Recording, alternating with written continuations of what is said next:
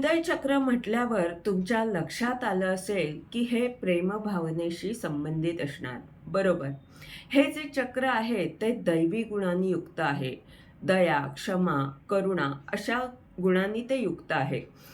पण अनेक वेळा काय होतं की आपल्यामध्ये जी नकारात्मक ऊर्जा आहे ती आपल्यावर राज्य करायला लागते आणि मग हे जे आपले चांगले गुण आहेत ते दाबले जातात. म्हणूनच आपण हृदयचक्र संतुलित करणं आवश्यक आहे. मग हे आपण संतुलित कसं करू? तर समोरच्या व्यक्तीचं योग्य गोष्टींमध्ये कौतुक करायला आपण हवं. 7 चक्रांना आपलं आपण संतुलित करू शकतो. ते कसं? हे जर तुम्हाला शिकायचं असेल, ती साधना समजून घ्यायची असेल, तर आमच्या 7 चक्र यात्रा मोफत कार्यशाळेमध्ये सहभागी व्हा. WhatsApp क्रमांक आहे 9152555315.